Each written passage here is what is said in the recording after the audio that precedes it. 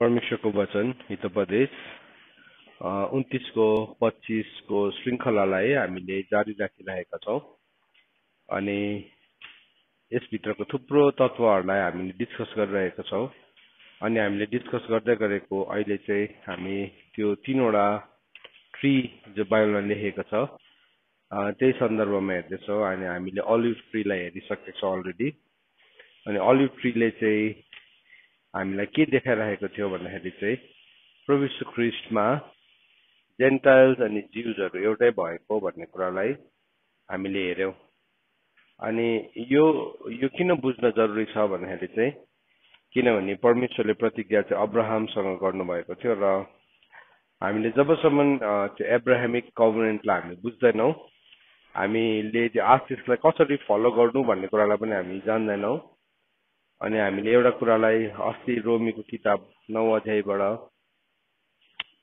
के सिक्यो भन्दाखेरि चाहिँ बाहिरी यहुदी चाहिँ यहुदी होइन अनि बाहिरी अब्राहमको सन्तान चाहिँ अब्राहमको सन्तान होइन तर भित्री हो भन्ने कुरालाई हेर्दैछौँ त्यो चाहिँ भित्रको कुरा अनि हामीले अलिभ ट्रीलाई हेर्दै गर्दाखेरि चाहिँ हामीले के हेर्यौँ भन्दाखेरि चाहिँ कि कसरी परमेश्वरले जेन्टाइल र ज्यूलाई फेरि पनि एउटै बनाउनु भयो प्रभु यीशु ख्रीष्टमा एउटा नयाँ मानिस बनाउनु भयो तर उनीहरूको कठोरताले गर्दाखेरि उनीहरूले ग्रहण गर्न सकेन दोस्रो कोरिन्थी 3 अध्यायबाट हामीले हेर्दैथ्यौँ कि उनीहरूको हृदयको कठोरताले गर्दाखेरि उनीहरूले परमेश्वरको धार्मिकतालाई ग्रहण गर्न सकेन अनि हामीले मिडिएटर भन्ने को हो मध्यस्थको रोल के थियो भन्ने कुराहरूलाई पनि हामीले हेरिसकेका छौँ म त्यो कुराहरूलाई फेरि जान्न चाहदिनँ त्यो कुराहरूमा म फेरि जान्न चाहदिनँ अब हामीले सिक्ने कुरा चाहिँ के हो भन्दाखेरि चाहिँ हामीले फिगलाई हेर्छौँ अब हामी दोस्रो रुखलाई हेर्दैछौँ अलिभ ट्रीलाई हेऱ्यो भने अब हामी फिग ट्रीलाई हेर्छौँ उत्पत्तिको किताब 3 अध्यायको 7 पदमा पहिलोपल्ट त्यो नेवाराको रुखलाई मेन्सन गरेको छ पहिलोपल्ट अनि त्यहाँदेखि अन्तिमपल्ट हामीले फेरि बुक अफ रेभेलेसनमा हामीले फिग ट्रीलाई मेन्सन गरेको भेटाउँछौँ जेनेसिस च्याप्टर 3 भर्स 7 उत्पत्ति 3 को 7 मा चाहिँ के भने जब उनीहरूले पाप गर्यो तब पाप गर्ने बित्तिकै उनीहरूको आँखाहरू खोलियो भनेको छ सो पापले उनीहरूको आँखालाई एउटा अन्धकारको संसारमा खोलिदियो जुन चाहिँ कुरामा चाहिँ उनीहरू अब सधैँको लागि विनाशको लागि उनीहरू तयारी भइरहेको थियो अनि त्यो कुरामा मानिसले आफ्नो नग्नतालाई ढाक्नुको लागि के गर्यो भन्दाखेरि चाहिँ उनीहरूले नेवाराको रुखलाई नेवाराको पातहरूलाई उनीहरूले सिलाएर उनीहरूको नग्नतालाई ढाक्यो भनेको छ उनीहरूको नग्नतालाई ढाक्यो भनेको छ तर के भयो अब त्यो सिन चाहिँ एउटा पात भएको कारणले गर्दाखेरि त्यो थाम्न सकेन त यसले के देखाउँदैछ भन्दाखेरि चाहिँ त्यसले एउटा शारीरिक धार्मिकतालाई पनि देखाइरहेको छ तर फिगले चाहिँ कसलाई देखाउँछ भन्दाखेरि चाहिँ फिगले चाहिँ इजरायललाई देखाउँछ अनि त्यसको विषयमा बाइबलमा थुप्रो कुराहरू बताएको छ जस्तो कि हामी कहाँ देख्छौँ भन्दाखेरि चाहिँ एउटा होसेको किताब 9 अध्यायमा प्रोफेट होसेले प्रोफेसाई गरेको छ तपाईहरुले खोल्नुहोस् त होसेको किताब 9 अध्यायको 10 पदलाई हामी हेर्छौँ होसेको किताब 9 अध्यायको 10 पदलाई यदि हामीले हेर्यौँ भने त्यहाँ दुईवटा रुखको विषयमा कुरा गरेको छ तर हामी आज चाहिँ नेवारालाई हेर्छौँ उजाड भूमिमा दाग पाए झै मैले इजरायललाई भेटाए मैले तिनीहरूका पिता पुर्खालाई पहिलो ऋतुमा फलेको नेवाराको अगौटे फल झै देखे तर तिनीहरू बाल पोर कहाँ गए र बाल देवता कहाँ आफैलाई अर्पण गरे र तिनीहरूले रुचाएका कुरो झै तिनीहरू घिनलाग्दा भए त यहाँ के भन्दैछ भने चाहिँ होसेको किताब 9 अध्यायको 10 पदमा के भन्दैछ मैले तिमीहरूका पिता पुर्खालाई पहिलो ऋतुमा फलेको नेवाराको अगौटे फल चाहिँ देखे सो यो चाहिँ पिता पुर्खा जसलाई अब अब्राहमलाई है पनि एउटा फर्स्ट फ्रुटसँग तुलना गरेको छ।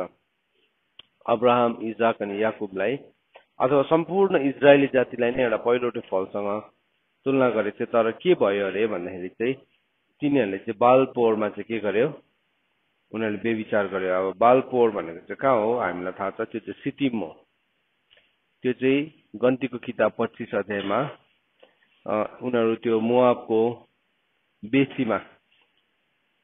बेसीमा उनीहरूले के गरेको छ, उनीहरूले बेविचार गर्यो। अनि त्यो बेविचार चाहिँ उनीहरूको लागि एउटा ठुलो अब के भन्नु फन्दा भयो, ठुलो फन्दा भयो। सो के भयो, उनीहरूले बेविचार गर्दै थियो र उनीहरू आफ्नै धार्मिकतामा पनि उनीहरूले जिउने कोसिस गरिरहेको थियो। इङ्ग्लिसमा यसो भनेर लेखेको छ, but I saw your fathers but they came to Baal Peor and consecrated themselves to the things of shame। त्यहाँ के भन्दैछ, उनीहरूले चाहिँ आफैलाई एउटा लज्जित कुराको निम्ति समर्पण गरे भन्दैछ। And became detestable like the things they लभड। अनि उनीहरूले जुन कुराहरूलाई माया गरेको थियो त्यस्तै तिनीहरू पनि घिनलाग्दो भए भनेर लेखेको छ। त यो हामीले इतिहासलाई हेर्दैछौँ यहाँ अहिले कसरी चाहिँ त्यो नेभाराको रुखभित्र पनि समस्या आयो भन्ने कुरालाई बताइरहेको छ। तर नेभाराको रुखको विषयमा परमेश्वरको वचनले हितोपदेश 27 को 8 पदले पनि हामीलाई बताउँछ। त्यसलाई पनि हामी हेरौँ। हितोपदेश 27 को 8 पदलाई पनि हामी हेर्छौँ। हितोपदेश 27 को 8 पदमा के भनेर लेखेको छ भन्दाखेरि चाहिँ 18 हितोपदेश 27 को 18 पदमा के भनेर लेखेको छ नि, अन्जीरको बोटको रक्षा गर्नेले त्यसको फल खान पाउँछ, आफ्नो मालिकको धन सम्पत्तिको रक्षा गर्नेले सम्मान पाउँछ भनेर लेखेको छ। सो यहाँ के भन्दैछ, जुन चाहिँ मान्छेले चाहिँ नेभाराको बोटको रक्षा गर्छ त्यसले चाहिँ त्यसको फल खान पाउँछ भनेको छ। सो किन यो भनेको भन्दाखेरि चाहिँ किनभने परमेश्वरले अब्राहमलाई के भन्नुभएको थियो, म तँलाई आशिष दिन्छु है, तँबाट एउटा जातिलाई खडा गर्दैछु, म तँलाई आशिष दिन्छु, तँ नै पृथ्वीको मतलब सम्पूर्ण सारा पृथ्वीको लागि आशिषको कारण भइस। त जब पनि त्यो फिग ट्रीलाई हामी देख्छौँ, त्यो नेभाराको रुखलाई देख्छौँ, अनि बाइबलले भन्दछ जसले चाहिँ नेभाराको रुखलाई चाहिँ रक्षा गर्छ अरे त्यसले चाहिँ त्यसको फल खान पाउँछ। अन्त भजन सङ्ग्रह 122 अध्यायमा लेखेको छ यो कुरालाई। अब यो कुरालाई भजन सङ्ग्रह 122 लाई हेर्नुहोस् तपाईँले, साम्स 122 हामी त्यसलाई पनि हेरौँ के भनेर लेखेको छ इजरायलको बारेमा। 122 को 6 पदलाई हामीले हेर्यो भने मतलब 122 अध्याय नै डल्लै यरुसलेमको शान्तिको लागि गरेको प्रार्थना हो। अनि यसो भनेर लेखेको छ, जब एकदेखि नै पढ्छु, जब तिनीहरूले मलाई भने परमप्रभुको भवनमा जाऊ तब म रमाए, ए यरुसलेम हाम्रो खुट्टा तेरा मूल ढोकाहरूमा टेकिरहेका छन्। ए यरुसलेम त एकै ठाउँमा मिलेर बनिएको सहर होस्। जस्तो परमप्रभुको नाउँमा धन्यवाद दिन इजरायलको निम्ति साक्षी भए अनुसार जहाँ परमप्रभुका फूलहरू उक्लन्छन् त्यहाँ इन्साफको सिंहासन, दाउदका परिवारका सिंहासनहरू राखिदिएका छन्। यरुसलेमको शान्तिको निम्ति प्रार्थना गर, तँलाई माया गर्नेहरूको उन्नति होस्। अब यहाँ के भन्दैछ, अघि हामीले भजन सङ्ग्रह 27 को हितोपदेश 27 को 18 मा पढ्दै थियौँ, whoever tends a fig tree will eat its fruit। जसले चाहिँ त्यो नेभाराको रुखको हेरचाह गर्छ त्यसले चाहिँ त्यसको फल खान्छ भनेको छ। र यहाँ के भन्दैछ भजन सङ्ग्रह 122 को 6 पदले भन्दैछ, यरुसलेमको शान्तिको निम्ति प्रार्थना गर, तँलाई माया गर्नेहरूको उन्नति होस्। सो जब पनि हामी त्यो प्रेम मतलब एउटा जातिलाई, यरुसलेमलाई एउटा फिजिकल प्लेसलाई मात्रै होइन, तर अफकोर्स अब त्यो माया त फिजिकल पनि हुन्छ, शारीरिक फिजिकली यरुसलेमलाई पनि हामी माया गर्छौँ किनभने त्यो परमप्रभुको सहर हो होइन। त्यसरी लेखेको छ नि मत्तीको किताब 5 अध्यायमा, तिमीले न त यरुसलेमको नाममा शपथ खाऊ किनभने त्यो परमप्रभुको सहर हो भनेर लेखेको छ। सो तर जब हामी इजरायललाई ब्लेस गर्छौँ, इजरायललाई ब्लेस गर्ने बित्तिकै चाहिँ के हुँदो रहेछ भन्दाखेरि चाहिँ त्यो मान्छेको उन्नति आउँदो रहेछ ऊ भित्र। किनभने अब यो ठाउँमा नि तपाईँले भजन सङ्ग्रह सधैँ हितोपदेश 27:18 लेखिराख्नुहोस्। यहाँ चाहिँ यो भजन सङ्ग्रह 122 को 6 मा चाहिँ प्रोभर्ब्स 27 को 18 लेखिराख्नुहोस् तपाईँको बाइबलमा, सो द्याट तपाईँले अर्को पालि त्यो रेफरेन्स खोज्दाखेरि सजिलो भेटाओस् है। अब यसको कनेक्सन मैले तपाईँलाई बुझाउँदैछु, सो त्यो तपाईँले ध्यान दिएर सुन्नुहोस्, अन्त मात्रै बुझ्छ यो बच्चालाई, न त भने बुझ्दैन फेरि। हितोपदेश 27 को 18 ले चाहिँ के भन्यो, जसले चाहिँ नेवाराको रुखको हेरचाह गर्छ त्यसले चाहिँ के पाउँछ अरे, त्यसबाट फल खान पाउँछ, त्यसले चाहिँ फल खानु पाउँछ भनेर लेखेको छ। सो नेवाराको रुख चाहिँ को रहेछ, इजरायल हो, इजरायल हो। सो जब पनि उसको लागि प्रार्थना गर्छ, अब यो मैले बनाएर भनेको होइन, यो मेरो हाइपोथेसिस होइन, मैले अन्दाज काटेर भनेको होइन, तपाईँलाई मैले रेफरेन्स दिएको कारण नै त्यही हो। हामीले त्यसको रिलेसनलाई, त्यसको सम्बन्धलाई चाहिँ बुझ्नुपर्छ। तँलाई माया गर्नेहरूको उन्नति होस्, तेरो पर्खालभित्र शान्ति होस् र तेरो महलभित्र उन्नति होस्। हेर्नुहोस् यहाँ के भन्दैछ, जब पनि एउटा नेवाराको रुखको कसैले हेरचाह गर्छ अथवा इजरायललाई माया गर्छ, त्यो मान्छेको जीवनमा चाहिँ उन्नति आउँछ। कतिजनाकोमा चाहिँ त्यो चाहिँ एकदम हेट लिस्टमा छ, एकदमै हेट लिस्टमा छ, अनि उनीहरूले मनै पराउँदैन इजरायलीहरूलाई एकदमै घृणा गर्छ। त्यो एन्टिसेमिटिजम भन्छ नि त्यसलाई। त्यो चाहिँ के हो, उनीहरूभित्र त्यो एन्टिसेमिटिक स्पिरिट छ, अनि त्यो स्पिरिट चाहिँ ख्रिस्ट विरोधीको एउटा आत्मा पनि हो, ख्रिस्ट विरोधीको आत्मा पनि हो। किन हेर्नुहोस् है, किन शैतानले चाहिँ नि आज एन्टिसेमिटिजम चाहिँ संसारमा ल्याएको छ, किनभने त्यसलाई थाहा छ कि आशिष चाहिँ कोबाट बग्छ, अब्राहमबाट बग्छ। प्रतिज्ञा कसलाई गर्नुभएको हो, अब्राहमलाई गर्नुभएको। अस्तिदेखि हामीले हिब्रूको किताब 2 अध्यायको 16 पदलाई सिकिरहेको छौँ। 2 को 16बाट हामीले के सिक्दैछौँ भन्दाखेरि चाहिँ परमेश्वर चाहिँ कसको सन्तानलाई बचाउन आउनु भएको हो, अब्राहमको। प्रभु चाहिँ नि अब्राहमको सन्तानलाई बचाउन आउनु भएको। प्रभु चाहिँ स्वर्गदूतलाई पनि बचाउन आउनु भएको होइन, तर प्रभु चाहिँ अब्राहमको सन्तानलाई बचाउन आउनु भएको। सो हामी चाहिँ अझै पनि हामीले अब्राहमलाई ब्लेस गर्न जानेनौँ, त्यो आशिषसँग हामी जोडिनु जानेनौँ भने चाहिँ त्यो न्यू कभनेन्टमा आएर नि, नयाँ करारमा आएर त्यो चेन्ज भएन। अझै त्यो कुरालाई गलातीको किताब 3 अध्यायलाई हामीले हेऱ्यौँ भने डल्लै त्यहाँ त्यसको विषयमा बात गरेको छ, त्यसको विषयमा हामीलाई सिकाएको छ, त्यसको विषयमा हामीलाई परमेश्वरको वचनले सिकाएको छ। त यहाँ भन्दैछ, तँलाई माया गर्नेहरूको उन्नति होस् र तेरो पर्खालभित्र शान्ति होस् र तेरा महलहरूभित्र उन्नति होस्। सो यहाँ के भन्दैछ, जब पनि एउटा मान्छेले एउटा नेवाराको रुखको हेरचाह गर्छ अथवा यरुशलेमको लागि प्रार्थना गर्छ, त्यो प्रार्थना गर्ने बित्तिकै उसको जीवनमा उन्नति सुरु हुन्छ। उसको जीवनमा उसको पर्खालभित्र शान्ति आउन थाल्छ है। उसको पर्खालभित्र पनि के आउँछ, एउटा परमेश्वरको अचम्मको शान्तिले राज्य गर्न थाल्छ। यो चाहिँ ल हो, यो चाहिँ सिद्धान्त हो। सो यदि हामी हाम्रो पर्खालभित्र शान्ति चाहन्छौँ, यदि हामी उन्नतिलाई देख्न चाहन्छौँ भने चाहिँ यो चाहिँ उन्नतिको एउटा तरिका प्रभुले हामीलाई सिकाउनु भएको हो। उन्नतिको परमेश्वरले एउटा शैली हामीलाई बताउनु भएको हो। सो यो उन्नतिको शैलीलाई जब हामी बुझ्छौँ अनि हामी लिन्छौँ है, तब चाहिँ हामीले हाम्रो जीवनमा यो कुरालाई बुझ्न थाल्छौँ। त यहाँ भन्दैछ, जसले नेवाराको बोटको रक्षा गर्छ त्यसले चाहिँ त्यसबाट फल खान पाउँछ। त यहाँ अब भन्दैछ, अब जकरियाको किताब 3 अध्यायको 10 पदमा हेर्नुहोस्। जकरियाको किताब 3 अध्यायको 10 पदमा मिलेनियल किङडमको कुरा गरेको छ फेरि। सो जकरियाको किताबमा पार्ट एन्ड पार्सल एउटा च्याप्टरमा अर्को च्याप्टर गर्दै मिलेनियल किङडमको बारेमा सिकाएको छ। र 3 अध्यायको 10 पदमा के भनेर लेखेको छ त्यो पनि खोल्नुहोस् तपाईँले। जकरिया 3 को 10। अब यो जब हामीले यो रुखहरूलाई अध्ययन गर्छौँ, त्यति बेला अध्ययन गर्दै गर्दाखेरि चाहिँ हामीले यो कुराहरू भेटाउँछौँ। यसो भनेर लेखेको छ,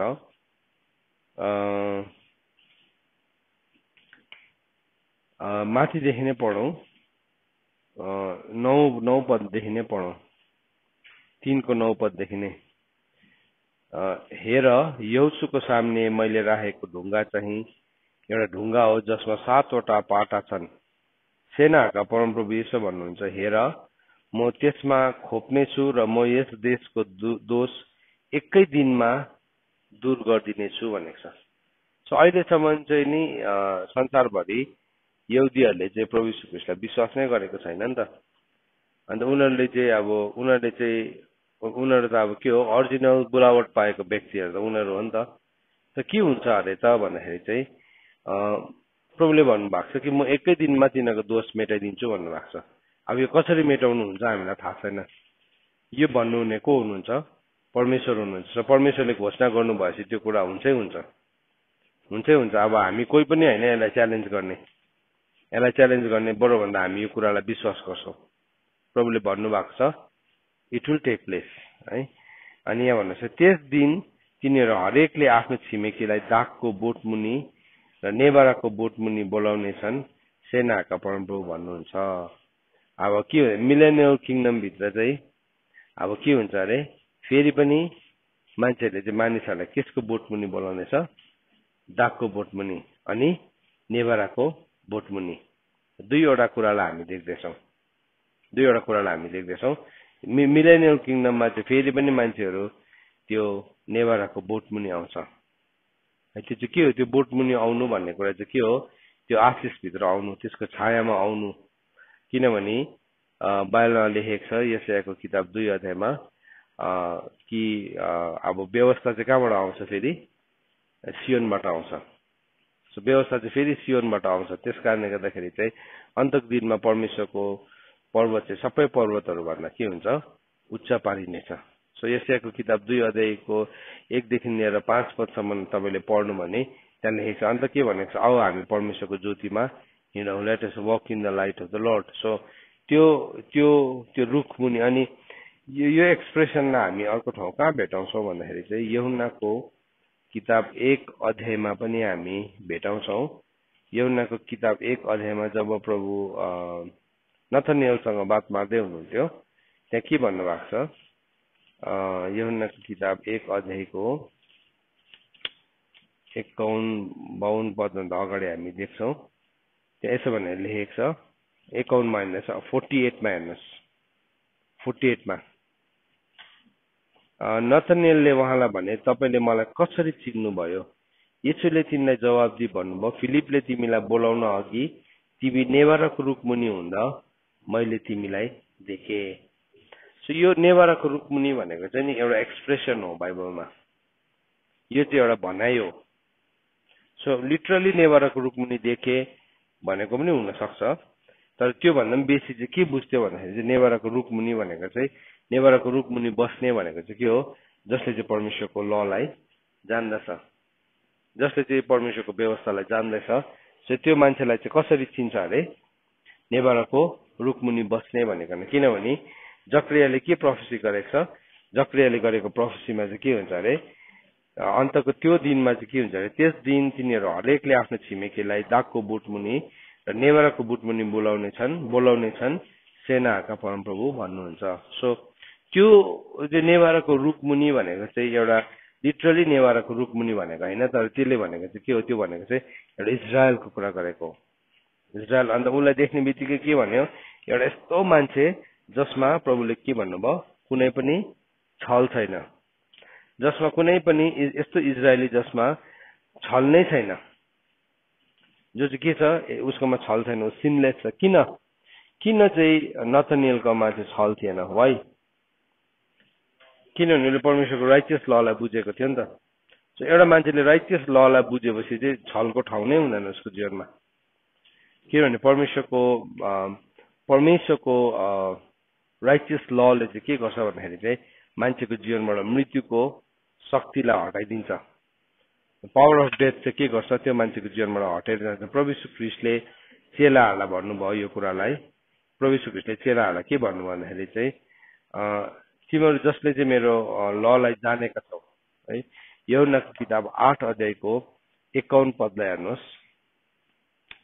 यहुन्नाको किताब 8 अध्यायको 51 पदलाई हेर्नु भने त्यसलाई अब नेपाली बाइबलमा त्यस्तो राम्रोसँग लेखेको छैन, तर भए पनि हामी पढ्छौँ है। यहाँ के भनेर लेखेको छ भन्दाखेरि चाहिँ साँचो साँचो म तिमीहरूलाई भन्दैछु, कसैले मेरो वचन पालन गर्यो भने, त्यहाँ मतलब एनीवन हु अब्जर्भ्स माई टिचिङ भनेको छ, मेरो वचन भनेको छ। त्यो जुन चाहिँ वचन भन्ने शब्दलाई हामीले हेऱ्यो भने चाहिँ त्यो चाहिँ लोगोस हो। त्यो लोगोस भनेको चाहिँ के हो भन्दाखेरि चाहिँ त्यो लोगोस भित्र चाहिँ यति साह्रो अब त्यसको डेप्थ छ। हेर्नुहोस् यहुन्नाको किताब जन च्याप्टर 8 verse 51 लाई मैले पढ्दैछु, एकपल्ट म अलिकति एक्सप्लेन पनि गर्छु यसलाई। प्रभुले के भन्नुभएको छ, if anyone keeps my word, अनि यो वर्डलाई चाहिँ लोगोस भनेको छ। यो लोगोस भनेको चाहिँ के हो त, यसको अर्थ चाहिँ के हो भन्दाखेरि चाहिँ यसको अर्थ चाहिँ यसभित्र थुप्रो कुराहरू छ, हामीले थुप्रो हेरेका छौँ। त्यो भनेको चाहिँ a word uttered by a living voice है। त्यो वचन जो चाहिँ परमेश्वर आफैले बोल्नु भएको, त्यो भनेको चाहिँ परमेश्वरको आदेश हो, परमेश्वरको डिक्री हो। डिक्री, म्यान्डेट अथवा कमान्डमेन्ट, परमेश्वरले दिनुभएको नियम, परमेश्वरले दिनुभएको जनादेश अथवा परमेश्वरको आज्ञा हो। त्यसको त्यो वर्डको मतलब चाहिँ त्यो भनेको चाहिँ मोरल प्रिसेप्ट्स गिभन बाई गड, परमेश्वरले दिनुभएको नैतिक आदेशहरू हो।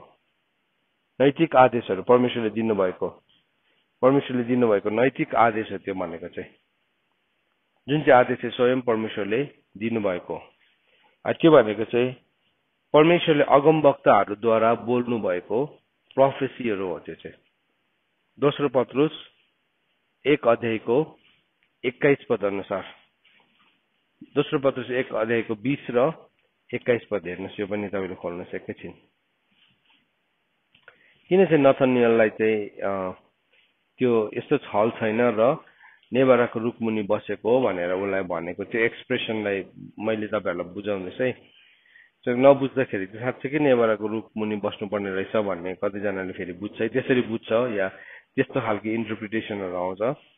तर यसरी लेखेको छ पहिलो पत्रुस 2 अध्यायको 1 अध्यायको 20 र 21, तर पहिले यो जान कि कुनै धर्मशास्त्रको कुनै अगमबानी कसैले आफ्नै खास किसिमले दिएको होइन। सो धर्मशास्त्रको कुनै एउटा प्रोफेसी, सो यो जति पनि यो धर्मशास्त्र आज हामीमा छ, यो चाहिँ के हो, एउटा प्रोफेटिक राइटिङ हो। एउटा चाहिँ के हो, यो चाहिँ अगमबानी सूचक लेख हो नि त यो। सो तर पवित्र आत्माले प्रेरणा दिनुहुन्छ। यहाँ त्यसको 21 पद हेर्नुहोस्, किनकि मानिसको इच्छाबाट कुनै अगमबानी आएन, तर पवित्र आत्माबाट उत्तेजित भएर मानिसहरूले परमेश्वरको तर्फबाट बोल्दथे। बाइबलमा भएको जति पनि प्रोफेसी छ, अब यो हरेक वर्ड नै के हो, वास्तवमा अगमबानी हो नि त। अनि अगमबानी भनेको चाहिँ के हो, यीशु ख्रीष्टको साक्षी हो। अगमबानी भनेको चाहिँ यीशु ख्रीष्टको साक्षी हो। सो हामीले बोल्दै गरेको कुरा प्रभुको वचन हो कि होइन भनेर चाहिँ कसरी प्रमाणित हुन्छ भने चाहिँ यदि त्यसभित्र चाहिँ यीशु ख्रीष्टको साक्षी छ भने चाहिँ, यहाँ मान्छेको साक्षी छ, मान्छेको आइडिया छ है, जस्तै हाउ एभर गुड, जस्तै तपाईँलाई कन्भिन्सिङ किन नलागोस्, त्यो चाहिँ परमेश्वरको वर्ड होइन। सो तिमीले इजी छ प्रभुको वचन चिन्नु, बुझ्नु नि, प्रभुले बोल्नु भएको हो, यो चाहिँ परमेश्वरको वचन हो भनेर चाहिँ कसरी थाहा पाउँछ अरे? कसरी थाहा पाउँछ? त्यो वचन बोल्दै गर्दाखेरि चाहिँ त्यो वचनभित्र चाहिँ कसको साक्षी हुनुपर्छ? येशू ख्रीष्टको साक्षी हुनै पर्छ। तपाईँले वचन बोल्दै गर्दाखेरि चाहिँ त्यो वचनले चाहिँ यीशु ख्रीष्टको बारेमा बताएको हुनै पर्छ। होइन भने चाहिँ त्यो चाहिँ परमेश्वरको लोगोज होइन, परमेश्वरको वचन होइन, त्यो चाहिँ कसको वचन हो? मान्छेको वचन हो, मान्छेको वचन हो। प्रभु यीशु ख्रीष्टले यूहन्नाको किताब 8 अध्यायमा भन्नु भने, तिमीहरूले धर्मशास्त्र पल्टाइ पल्टाइ हेर्छौ। धर्मशास्त्रले यूहन्नाको किताब 8 अध्यायमा होइन, सायद 5 अध्यायमा हो। यो धर्मशास्त्रले चाहिँ मेरै विषयमा के गर्छ? गवाई दिन्छ, तर तिमीहरू म कहाँ आउँदैनौ भनेर भनेको छ है। 5:39 मा भनेको छ हैन सर। प्रभुले के भन्नुभयो? धर्मशास्त्रमा खोजी हेर, किनकि तिनमा तिमीहरूलाई अनन्त जीवन छ भने तिमीहरू सम्झन्छौ, औ मेरो विषयमा गवाई दिने तिनै हुन्। सो धर्मशास्त्रको हरेक कुराले चाहिँ कसको विषयमा गवाई दिन्छ? येशू ख्रीष्टको विषयमा गवाई दिन्छ। Every single word. सुन्नुहोस् है नानीहरू, भाइ बहिनी हो, हामी नि कोही बेला यस्तो दामी ओरेटरको अगाडि पुग्छौँ। ओरेटर भनेको चाहिँ नि बोल्नु सक्ने के बोल्नु जान्ने। कसैले यस्तो मजाले भन्छ नि, यस्तो मजाले भन्ने तरिकाहरू हुन्छ। जस्तो कि हामी न्युजमा देख्छौँ, जस्तो कि हामी एडभर्टिजमेन्टमा देख्छौँ। उसले कस्तो मजाले भनिदिन्छ, कस्तो मजाले भनिदिन्छ। हो न हो, अहिले नै किनेर अहिले नै गरिहाल्नु जस्तो हामी सम्झिन्छ। किनेर पनि ल्याउँछ, भरे हाम्रो त्यो एउटा पनि काम गर्दैन। किन? उसकोमा चाहिँ एउटा स्किल छ। त्यो स्किललाई चाहिँ स्किल अफ ओरेटरी है, त्यो अब उसकोमा बोल्नु सक्ने एउटा गुण छ। अनि याद राख्नुपर्छ, शैतान पनि भयङ्कर ओरेटर हो। शैतान पनि जब बोल्छ नि, यस्तो कन्भिन्सिङ बोलिदिन्छ शैतानले कि स्वर्गदूतहरूलाई त्यसले कन्भिन्स गरिदियो। कस्तो चाहिँ होला, अब स्वर्गको दूतहरूलाई चाहिँ त्यसले कन्भिन्स गरिदियो, 1/3 एन्जललाई चाहिँ त्यसले कन्भिन्स गरिदिएको कि अब परमेश्वर चाहिँ सही होइन, हामी चाहिँ के हो, सही हो, हामी परमेश्वरको गुलाम हुनु हुँदैन। गुलाम हुनु। शैतानले चाहिँ के भनेको रहेछ भन्दाखेरि चाहिँ नि, जोन मिल्टन भन्ने एकजना प्रभुको दासले उसको प्रोफेटिक राइटिङ्समा लेखेको छ। अनि त्यो चाहिँ बादमा गएर कलेजको लिट्रेचर पनि भयो, हामीले पढे पनि। अन्त शैतानले चाहिँ यसरी भाषण दिएको रहेछ, हामी स्वर्गमा कसैको नकुर भएर बस्नु भन्दाखेरि चाहिँ हामी नरकुण्डमै बरुभन्दा मालिक भएर बस्नु चाहिँ हाम्रो लागि असल हो भनिकन। मतलब यस्तो भयङ्कर एउटा भनाइ। शैतानलाई चाहिँ नि तपाईँको जीवनमा एउटा बोल्ने मौका दिनु भन्छ नि, त्यसले एकैछिन पासा पल्टाइदिन सक्छ। हावालाई के गर्यो, एउटै सेन्टेन्समा के गर्यो, पासा पल्टाइदिएको। भयङ्कर ओरेटर। त शैतानले बोलेको कुरा र प्रभुले बोल्नु भएको कुरामा चाहिँ के फरक छ भन्दाखेरि चाहिँ, शैतानले बोलेको कुरामा चाहिँ प्रभुको गवाई हुँदैन। There is no witness of Jesus. So यूहन्नाको किताब 5 अध्यायको 39 मा हामीले पढ्दैछौँ, धर्मशास्त्रमा खोजेर हेर, किनभने तिनमा तिमीहरूलाई अनन्त जीवन छ भन्ने तिमीहरू सम्झन्छौ, औ मेरो विषयमा गवाई दिने त तिनै हुन्। प्रभुको विटनेस त केले दिन्छ अरे? स्क्रिप्चर्सहरूले दिन्छ अरे, होइन? स्क्रिप्चर्स, धर्मशास्त्रले दिन्छ। अब यो धर्मशास्त्रको अब फेरि अब यहाँ चाहिँ तपाईँले के लेख्नुहोस् भने नि, यो ठाउँमा चाहिँ तपाईँले 2 पत्रुस 1:20 र 21 लेखिराख्नुहोस्। तपाईँले यो बाइबलमा तपाईँको 5:39 मा चाहिँ तपाईँले 2 पत्रुस 1:20 र 21 लाई लेखिराख्नुहोस्, किनभने तपाईँले फेरि त्यो बुझ्नु सजिलो हुन्छ। अब 2 पत्रुस 1:20 र 21 मा चाहिँ के भनेर लेखेको छ, म पढ्छु फेरि। त्यहाँ भनेको छ, तर पहिले यो जान कि धर्मशास्त्रको, किसको अरे? धर्मशास्त्रको कुनै अगमबानी कसैले खास आफ्नो अर्थले दिएको होइन। अब यहाँ पनि फेरि त्यही वर्डलाई प्रयोग गरेको छ। के भन्ने छ? धर्मशास्त्र। अब यहाँ चाहिँ यूहन्ना 5:39 लेखिरहनुहोस् तपाईँको बाइबलमा। तपाईँले यो लेख्नुभयो भने चाहिँ अब तपाईँलाई त्यो स्क्रिप्चर्स भन्ने शब्दलाई भेटाइहाल्नुहुन्छ। यहाँ भन्दैछ, किनभने पहिले यो जान कि कुनै धर्मशास्त्रको कुनै अगमबानी कसैले खास आफ्नै अर्थले दिएको होइन, किनकि मानिसको इच्छाबाट कुनै अगमबानी आएन, तर पवित्र आत्माबाट उत्तेजित भएर मानिसहरूले परमेश्वरको तर्फबाट बोल्दथे। सो साँच्चीकै धर्मशास्त्र, ट्रु स्क्रिप्चर चाहिँ के हो? ट्रु स्क्रिप्चर्सले चाहिँ जहिले पनि कसको गवाई दिन्छ? येशू ख्रीष्टको गवाई दिन्छ। किनभने प्रभु येशू ख्रीष्टले भन्नुभयो, पवित्र आत्मा जब आउनुहुन्छ, पवित्र आत्माले चाहिँ आफ्नै तर्फबाट बोल्नुहुन्न, तर पवित्र आत्माले चाहिँ मेरो गवाई दिन्छ भन्नुभयो। यूहन्नाको किताब 8 अध्यायमा फेरि हामीले 8 होइन 16 अध्यायमा, यूहन्नाको किताब 16 अध्यायमा जानुहोस् एकैछिन। यसलाई पनि हेरौँ हामी। यूहन्नाको किताब 16 अध्यायमा गएर हामीले हेर्यो भने यसो भनेर लेखेको छ, 16:12 देखि हामीले पढ्यो भने हामीले भेटाउँछौँ। 14 मा विशेष गरिकन 13 र 14 मा हामी भेट्छौँ, तर 12 देखि नै पढ्छु। मसँग भन्ने तिमीहरूलाई भन्ने मसँग अझै धेरै कुरा छन्, तर अहिले तिमीहरू सहन सक्दैनौ। तैपनि अर्थात् सत्यको आत्मा आउनुभएपछि उहाँले सबै सत्यतामा तिमीहरूलाई बाटो देखाउनु हुनेछ, किनकि उहाँ आफ्नै तर्फबाट बोल्नु हुने छैन, तर जे सुन्नुहुन्छ ती बोल्नुहुन्छ औ तिनीहरूलाई अब हुने कुराहरू घोषणा गर्नुहुनेछ। उहाँले मेरो महिमा गर्नुहुनेछ र मबाटै लिएर यो घोषणा गर्नुहुनेछ। सो पवित्र आत्माले चाहिँ कसको महिमा गर्नु हुँदो रहेछ? येशू ख्रीष्टको। अनि कसको घोषणा गर्नु हुँदो रहेछ? येशू ख्रीष्टको। अब अघि हामीले पत्रुसमा के पढ्यौं? पत्रुसको किताब 1 अध्यायको 20 अनि 21 मा पढ्यौं कि यो जान कि कुनै धर्मशास्त्रको कुनै अगमबानी खास गरी आफ्नै अर्थले दिएको होइन, किनकि मानिसको इच्छाबाट कुनै अगमबानी आएन, तर पवित्र आत्माबाट उत्तेजित भएर मानिसहरूले परमेश्वरको तर्फबाट बोल्दथे। अब हेर्नुहोस् है, पवित्र आत्माबाट उत्तेजित भएर परमेश्वरको तर्फबाट बोल्दै गर्दाखेरि चाहिँ कसको गवाई दिँदो रहेछ? येशू ख्रीष्टको गवाई दिन्छ। येशू ख्रीष्ट, विटनेस अफ जीसस क्राइस्ट।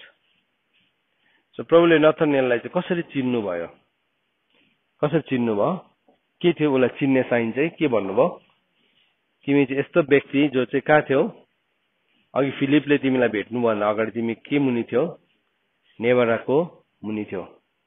नेभाराको रुखले चाहिँ के देखाउँदैछ भन्दाखेरि चाहिँ त्यो चाहिँ एउटा ललाई जान्ने व्यक्तिलाई बताउँदैछ। तर त्यसको अब अर्को साइड चाहिँ के छ भन्दाखेरि चाहिँ फेरि उनीहरू आफ्नै धार्मिकतामा भर पनि पर्यो। सो प्रभुले के गर्नुभयो? अब इजरायलीहरू त नेभाराको रुख थिए है। अब के भयो? प्रभुले चाहिँ दुईजनालाई आफैमा एउटा नयाँ मान्छे बनाउनु भएको छ। किसको रुख हो? जैतुनको रुख हो, अलिभ ट्री हो। तर के भयो? उनीहरू चाहिँ आफ्नै धार्मिकतामा भर परेको कारणले गर्दाखेरि उनीहरू त्यो अलिभ ट्रीमा टाँसेर बस्न सकेन। अलिभ ट्री चाहिँ को हुनुहुन्छ? प्रभु हुनुहुन्छ स्वयं फेरि है। सो प्रभुमा चाहिँ इफिसीको किताब 2 अध्यायको 14 अनि 15 ले भन्छ कि हामीलाई प्रभुमा एउटा नयाँ मान्छे बनाउनु भयो, दुवैजनालाई एउटा नयाँ व्यक्ति बनाउनु भयो। सो यो अलिभ ट्री चाहिँ, यो जैतुनको रुख चाहिँ इजरायल होइन, तर के गर्नुभयो? त्यो दाखला पनि ल्याउनु भयो, जङ्गली भद्राक्षलाई पनि ल्याउनु भयो, दुईजनालाई जोडेर चाहिँ के गर्नुभयो? प्रभुले एउटा बनाउने कोसिस गर्नुभयो, एउटा बनाउनु भएको थियो। तर के भयो?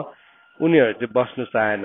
They didn't want to stay. किनभने उनीहरू आफ्नै धार्मिकतामा भर पर्दैछ। अब यो कुरालाई भन्दै गर्दाखेरि तपाईँहरूलाई सायद बुझ्नु पनि गाह्रो परिरहेको होला, तर यो कनेक्सन चाहिँ हामीले बुझ्नुपर्छ। यो कनेक्सन बुझ्यो भने मात्रै हामी इजरायललाई ब्लेस गर्नु पनि जान्दछौँ। यो कनेक्सनलाई बुझ्यो भने मात्रै हामी एब्राहमिक कभनेन्टलाई पनि हामी बुझ्छौँ। यो कनेक्सनलाई बुझ्यो भने मात्रै हामी यीशु ख्रीष्टमा एउटा नयाँ व्यक्ति भएको कुरालाई बुझ्छौँ। होइन भने फेरि हामी इजरायलीहरूलाई लिएर टु रिलिजियस हुन्छौँ। फेरि टु रिलिजियस माइन्डसेटलाई हामी ल्याउँछौँ। फेरि हामी प्रभुलाई हेर्न छोडेर हामी इजरायलीहरूलाई हेर्न थाल्छौँ। फेरि त्यो पनि रङ हो, त्यो पनि रङ हो। बाइबलले हामीलाई कसलाई हेर्नु भनेको छ? विश्वासको कर्ता येशू ख्रीष्टलाई हेर्नु भनेर सिकाउनु भएको छ।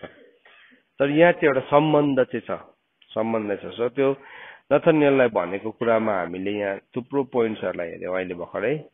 सो नथानिएललाई चाहिँ प्रभुले कहाँ देख्नु भएको रहेछ? नेभाराको रुखको मुनि देख्नु भएको छ। अनि नथानिएललाई के भन्नुभयो? एउटा साँचो इजरायली जसमा छल छैन है। यूहन्नाको किताब 1 अध्यायको 47 पदमा 47 मा येशूले नथानिएललाई आफू कहाँ आउँदै गरेको देखेर तिनको विषयमा भन्नुभयो, हेर साँच्चै एउटा इजरायली जसमा छल छैन। नथानिएलले उहाँलाई भने, तपाईँले मलाई कसरी चिन्नुभयो? येशूले जवाब दिई तिनलाई भन्नुभयो, फिलिपले तिमीलाई बोलाउनु अघि तिमी नेभाराको रुख मुनि हुँदा मैले तिमीलाई देखेँ। अनि त्यो भन्ने बित्तिकै नथानिएलले के भन्दैछ हेर्नुहोस् है। नथानिएलले भने, रब्बी तपाईँ परमेश्वरका पुत्र हुनुहुन्छ, तपाईँ इजरायलका राजा हुनुहुन्छ। येशूले तिनलाई जवाब दिई भन्नुभयो, मैले तिमीलाई नेभाराको रुख मुनि देखेँ भनेकोले नै तिमी विश्वास गर्दैछौ। अब यो नेभाराको रुख किन स्ट्रेस दिएर भन्नुहुँदैछ? यो भाषा चाहिँ दुईजनाले के गर्दैछ? क्लियरली बुझ्छन्। नथानिएलले पनि क्लियरली बुझिरहेको प्रभुले के भन्दै हुनुहुन्थ्यो।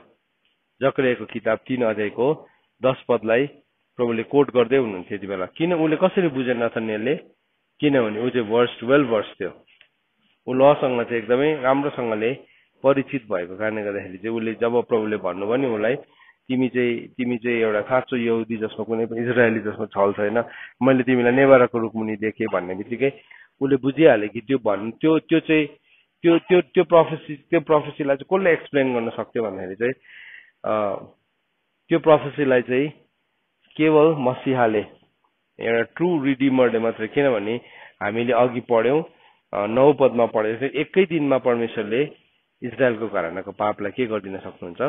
मेटाइदिन सक्नुहुन्छ। मेटाइदिन्छु भन्नुभएको छ, मेटाइदिन्छु। सो उसले त्यो सबै प्रोफेटिक, त्यो जकरियाले भन्दै गरेको प्रोफेट, यति बेला नथानिएल र प्रभु यीशु ख्रीष्टको कन्भर्सेसनको बीचमा चाहिँ नथानिएल भित्र चाहिँ त्यो सबै प्रोफेसीहरू के हुने थियो? त्यो प्रोफेसीले उसको जीवनमा के गरेको थियो? यीशु ख्रीष्टको विटनेस ल्याउँदै थियो। किनभने हरेक अगमबानीले चाहिँ, हरेक धर्मशास्त्रले चाहिँ कसको विषयमा गवाई दिन्छ? यीशु ख्रीष्टको बारेमा। सो उसले चाहिँ नि हो त्यो वर्डको विटनेस उसको जीवनमा के हुन थाल्यो? एक्सप्रेस हुन थाल्यो। अघि हामीले यौनाको किताब 5 अध्यायको 39 मा के हामीले पढ्यौं? धर्मशास्त्रले चाहिँ कसको गवाई दिन्छ? यीशु ख्रीष्टको गवाई दिन्छ।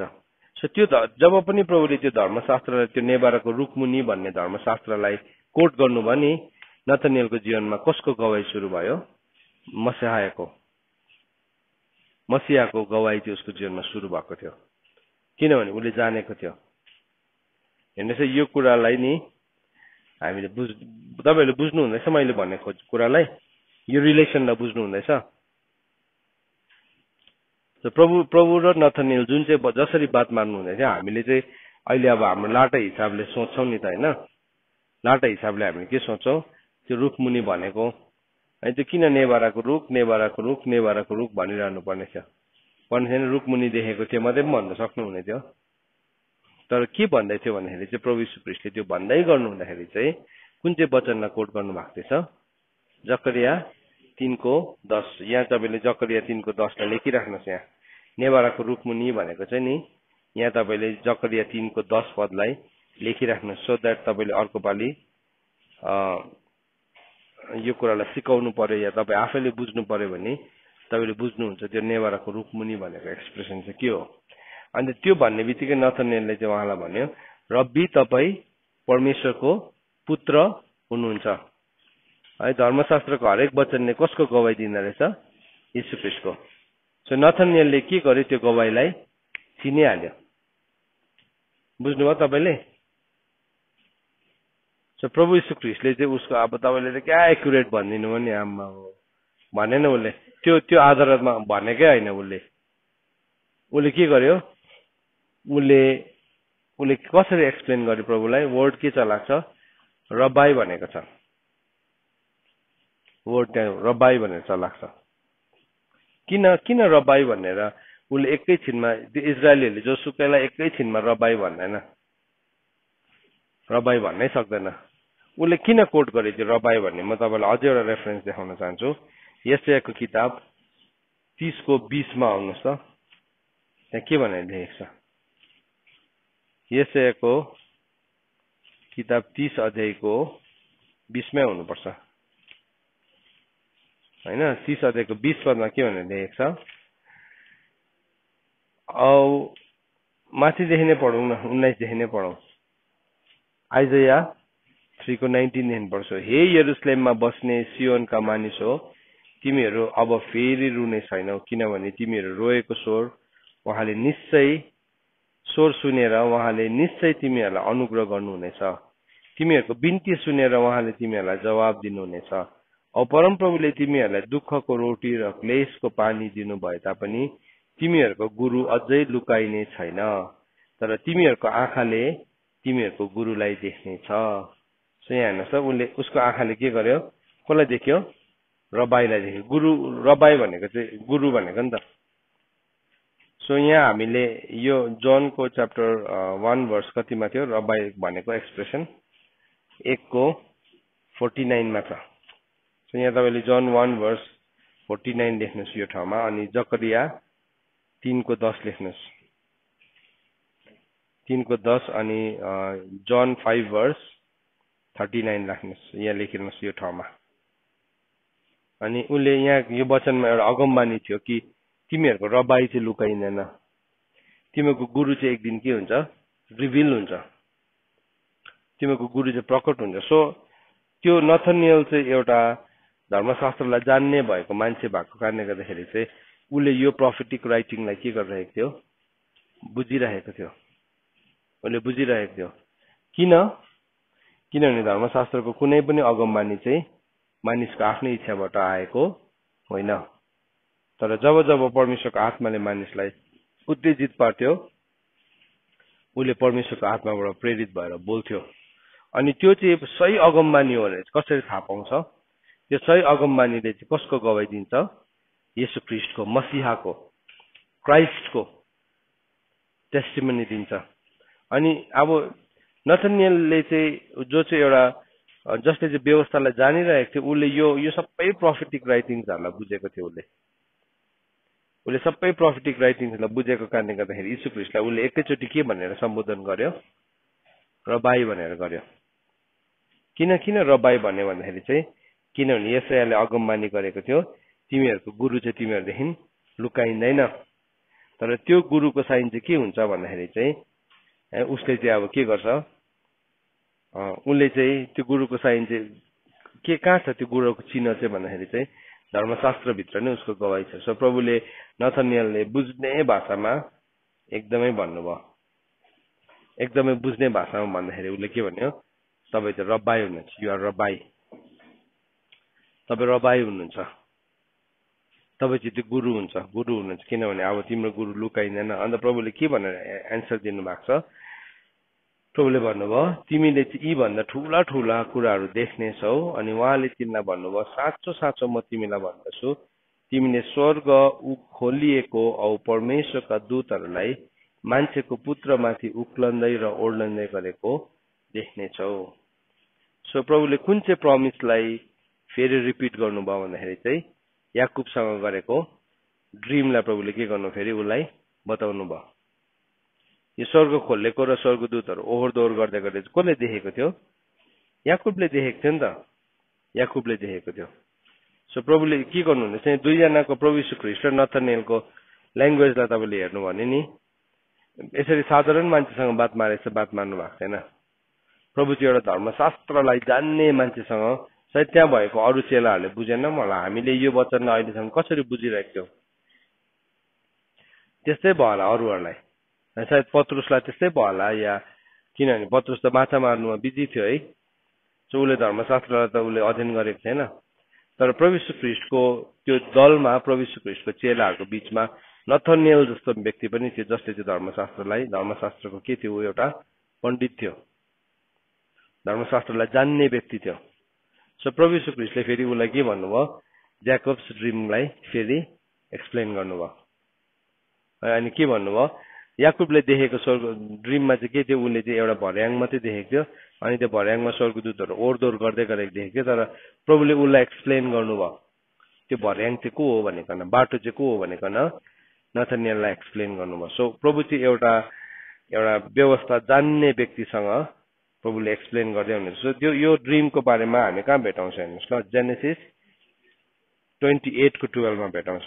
हेर्नुहोस् न, त्यहाँ हेर्नुहोस् ल, यहाँ तपाईँले 28:12 पनि लेखिराख्नुहोस्, यो यूहन्ना 1:51 मा तपाईँले लेखिराख्नुहोस्। 28:12 मा के भनेर लेखेको छ भने, औ तिनले यस्तो सपना देखे, जमिनमा खडा गरेको एउटा भर्याङ रहेछ र त्यसको टुप्पा चाहिँ आकाशसम्मै पुगेको रहेछ औ परमेश्वरका दूतहरू त्यसमा उक्लने र ओर्लने गर्दो रहेछ। यहाँ चाहिँ भर्याङ मात्रै भनेको छ। भर्याङ भनेको चाहिँ के हो, एउटा अब सिँढी, हाम्रो भाषामा भने सिँढी भनेको बुझ्दैन पनि कतिले। सो अब त्यो भनेको चाहिँ एउटा सिँढी, हाम्रो भाषामा चाहिँ सिँढी है। त त्यो सिँढीको बारेमा प्रभुले एक्सप्लेनेसन दिनुभयो। त्यो सिँढी चाहिँ के हो भन्ने उनीहरूभित्र थियो। उनीहरूभित्र के थियो भन्दाखेरि त्यो सिँढी चाहिँ के होला, के हो, स्वर्गदूत ओहोरदोहोर गर्दै गरेको त देखियो, तर वाट इज द्याट स्टेयर भन्ने कुरा चाहिँ प्रभु यीशु ख्रीष्टले एक्सप्लेन गरिदिनु भयो। अनि उहाँले तिनलाई भन्नुभयो साँचो साँचो म तिमीलाई भन्दैछु, तिमीले स्वर्ग खोलिएको औ परमेश्वरका दूतहरूलाई मान्छेको पुत्रमाथि उक्लन्दै र ओर्लन्दै गरेको देख्नेछौ। किनभने यीशु ख्रीष्ट बाटो, सत्य अनि जीवन हुनुहुन्छ। सो यीशु ख्रीष्टले पनि आफ्नो गवाई दिँदै हुनुहुन्थ्यो त्यहाँ। यीशु ख्रीष्टले आफैले दिनु भएको थिएन, तर धर्मशास्त्रभित्र भएको आफ्नो गवाई चाहिँ प्रभुले दिँदै हुनुहुन्थ्यो। किनभने उले एब्राहमिक कभनेन्टलाई बुझेको थियो। सो एब्राहमिक कभनेन्ट अब्राहमसँग बाँधेको करारभित्र चाहिँ आकाशको ताराहरू मात्रै थिएन, खतनाको करार मात्रै थिएन, तर इभन ज्याकोब्स ड्रिम पनि थियो, याकुबले देखेको त्यो सपना पनि थियो। त्यो पनि एउटा कभनेन्ट थियो। किनभने त्यो ठाउँमा चाहिँ के बन्यो? बेतेल, हैन, परमप्रभुको घर। अनि त्यही माउन्टेनको समिटमा एक दिन प्रभु यीशु ख्रीष्ट के हुनुभयो? क्रुसमा बलिदान हुनुभयो। त्यही माउन्टेनको समिटमा प्रभु बलिदान हुनुभएको। माउन्टेनको समिट भनेको चाहिँ त्यही डाँडाहरूको लस्करमा चाहिँ के हुनुभएको? प्रभु यीशु ख्रीष्टको बलिदान पनि भएको। सो त्यही ठाउँमा भएको है, त्यही ठाउँमा। सो तपाईँ अहिले जानु भने त्यो जुन चाहिँ खपरे भन्ने ठाउँ छ, त्यो चाहिँ त्यही माउन्टेनको रेन्जमा पर्छ, जहाँ चाहिँ फेरि मन्दिरको साइट पनि छ है, जहाँ चाहिँ सोलोमन राजाले मन्दिर पनि बनायो। त्यही डाँडाहरूको लस्करमा हो। सो त्यो प्रोफेटिक राइटिङमा, त्यो अगमबानीमा के लेखेको थियो भन्दाखेरि चाहिँ त्यो दिन चाहिँ जकरियाको किताब 3:10 चाहिँ मानिसहरूले हरेक छिमेकीलाई चाहिँ के गर्छ अरे? मिलेनियल किङडममा आफ्नो दागको बोट मुनि बोलाउँछ। सरी, दाग होइन, नेभाराको बोट मुनि। दाग पनि लेखेको छ अफकोर्स है, अनि नेभारा। सो के देख्दैछौँ हामी? त्यो एन्ड टाइम्समा चाहिँ के गर्छ? चर्चलाई हामी देख्दैछौँ नि, चर्च र इजरायललाई हामी देख्दैछौँ नि, एउटै भाग छ उनीहरू है, एउटै।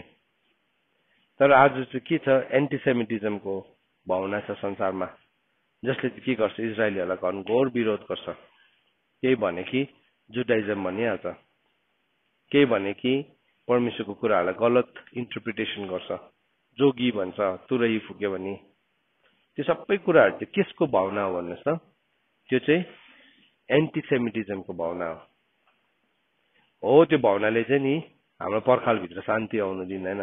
अब अघि हामीले हेऱ्यौँ, जसले चाहिँ नेभाराको बोटको हेरचाह गर्छ अरे, त्यसले चाहिँ त्यसबाट के पाउँछ अरे? फल खानु पाउँछ अरे। यरुसलेमको प्रार्थना गर्नेको पर्खालभित्र चाहिँ के आउँछ अरे? शान्ति, उन्नति आउँछ अरे, भलाइ आउँछ भनेको छ। तर जुन चाहिँ मान्छेले चाहिँ विरोध गर्छ नि, उसको जीवनमा चाहिँ भलाइ आउँदैन, उसको जीवनमा चाहिँ शान्ति आउँदैन। किन? ऊ त विरोधी भएर बस्यो।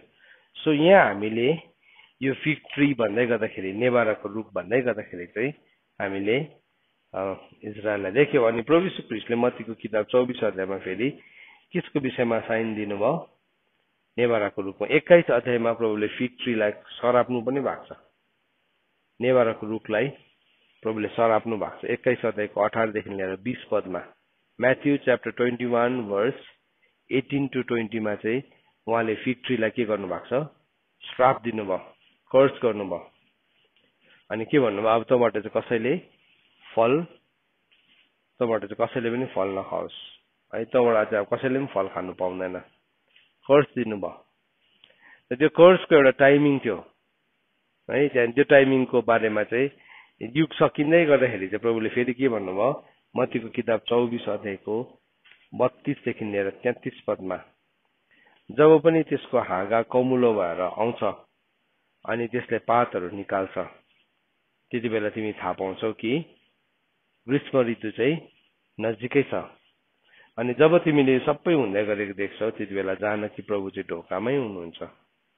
सो फेरि अन्तमा गएर फेरि प्रभुले के गर्नुभयो? इजरायल चाहिँ फेरि रिस्टोर हुन्छ भन्ने कुरालाई अघि जुन चाहिँ जकरियाको किताब 3:10 के भनेको थियो? त्यो दिन चाहिँ हरेक मान्छेले आफ्नो दागको बोटमुनि अनि नेभाराको रुखको बोटमुनि के गर्छ अरे? आफ्नो छिमेकीलाई बोलाउँछ। मिलेनियल किङडममा चाहिँ नि अब के देख्छौँ हामी? फेरि त्यो कुराहरू चाहिँ माइटी शक्तिशाली रूपमा, किनभने व्यवस्था चाहिँ कहाँबाट आउँछ? सियोनबाट आउँछ, जायोनबाट आउँछ। चर्चले चाहिँ फेरि त्यो टाइममा के गर्छ? अब ललाई सिक्छ।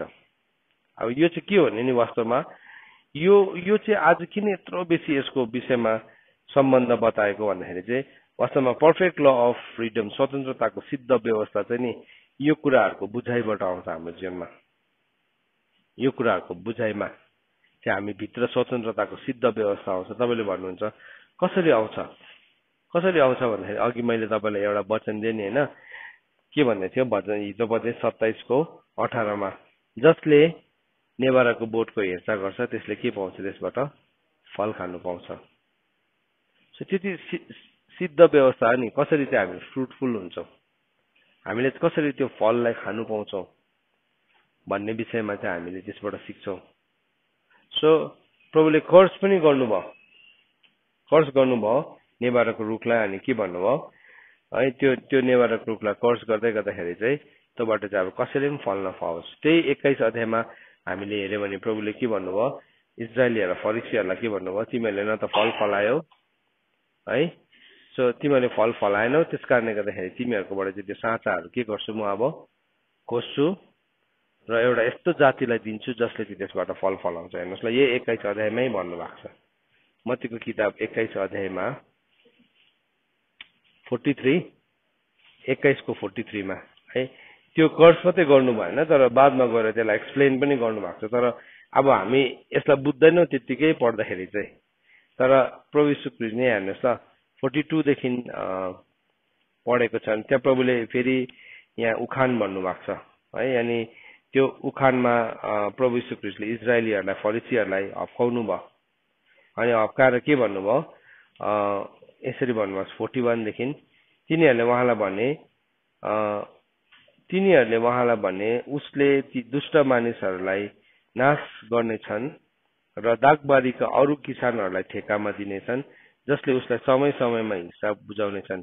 यसैले तिनीहरूलाई भन्नुभयो, के तिमीहरूले कहिले धर्मशास्त्र पढेनौ, जुन ढुङ्गालाई डकर्मीहरूले रद्दी गरे त्यही चाहिँ कुनाको शिर ढुङ्गा भयो। यो परमप्रभुबाट भएको हो, यो हाम्रो दृष्टिमा अचम्मको छ। यसकारण म तिमीहरूलाई भन्दछु, परमेश्वरको राज्य तिमीहरूबाट खोसिनेछ र एउटा यस्तो जातिलाई दिइनेछ जसले चाहिँ त्यसबाट फल फलाउनेछ। सो प्रभुले के भन्नुभयो, त्यति बेलाको इजरायलीहरूलाई फरिसीहरूलाई शास्त्रीहरूलाई के भन्नुभयो, तिमीहरूको हातबाट खोसिन्छ अब परमेश्वरको राज्य चाहिँ, अनि एउटा यस्तो जातिलाई दिन्छ जसले चाहिँ त्यसबाट के गर्छ, फल फलाउँछ भनेर प्रभुले भन्नुभयो। अनि त्यो चाहिँ नि अघि मत्तीको किताब 21 अध्यायको 18 देखि 20 पदमा जुन चाहिँ नेभाराको बोटलाई श्राप दिएको थियो नि, त्यो कुरालाई प्रभुले एक्सप्लेन गर्नुभएको। किन चाहिँ श्राप दियो त्यो नेभाराको बोटलाई, किनभने त्यसले फल फलाएको थिएन। अनि नेभाराको बोटको बारेमा हामीले अस्ति पढ्दै थियौँ, त्यसमा यदि पात छ भने चाहिँ के हुन्छ, त्यसमा निश्चय नै फल्छ।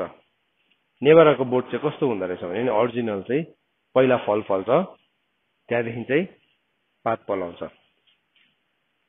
पहिला चाहिँ फल लाग्दो रहेछ, त्यसको बादमा चाहिँ पात। सो एउटा बोटमा चाहिँ पात छ भन्नुहुँदा चाहिँ त्यहाँ के हुनुपर्छ, पक्कै फल हुनै पर्छ। तर त्यो रुखमा चाहिँ के थियो, पातै पात थियो तर फल चाहिँ थिएन। किनभने उनीहरूले फल नै फलाएन। त्यो जुन चाहिँ उनीहरूले अख्तियार पाएको थियो त्यसबाट फल फलाएन। अनि परमेश्वरले कर्स गर्नुभयो त्यसलाई, किनभने फल नफलाउने हरेक रुख चाहिँ के हुन्छ, काटिन्छ अनि हालिन्छ। तर एन्डमा चाहिँ प्रभुले भन्नुभयो, जब तिमीले फेरि पनि नेभाराको बोट चाहिँ त्यसको हाँगा चाहिँ कमुलो भएर आएको पात हालेको देख्छौ, त्यति बेला जान कि ग्रीष्म ऋतु चाहिँ नजिकै छ। अनि तिमीले जब यी सबै कुराहरू देख्छौ त्यति बेला जान कि प्रभु चाहिँ ढोकामै हुनुहुन्छ भनेको। सो प्रभु यीशु ख्रीष्टको सेकेन्ड कमिङको साइन पनि त्यसरी हामीलाई बताउनु भएको। सो आज हामीले के हेर्यौँ भन्दाखेरि चाहिँ नेभाराको रुखलाई हेर्यौँ। सो नेभाराको रुख चाहिँ को रहेछ, इजरायल रहेछ। सो इजरायललाई हामीले आशिष दिनु अनि हामीले वास्ता गर्नु, प्रेम गर्नु भन्ने कुराको अर्थ पनि हामीले आज बुझ्यौँ। अनि हामीले यो बुझ्यौँ कि मिलेनियल किङडममा फेरि मानिसहरू चाहिँ त्यो दागको, त्यो मतलब नेभाराको बोट मुनि बस्छ भनेर फेरि बतायो है। जसरी नथनियल पनि फिलिपले भेट्नुभन्दा अगाडि कहाँ थिए? नेभाराको रुखमुनि। नेभाराको रुखमुनि भनेको चाहिँ के रहेछ? एउटा एक्सप्रेसन हो। त्यो चाहिँ एउटा एक्सप्रेसन हो। त्यसको मतलब चाहिँ व्यवस्थालाई जान्ने व्यक्तिहरू भनिकन परमेश्वरको वचनले बताएको छ। परमेश्वरको वचन पढाइ अनि सुनाइमा परमेश्वरले हामीलाई आशिष दिनुभएको होस्। आमेन।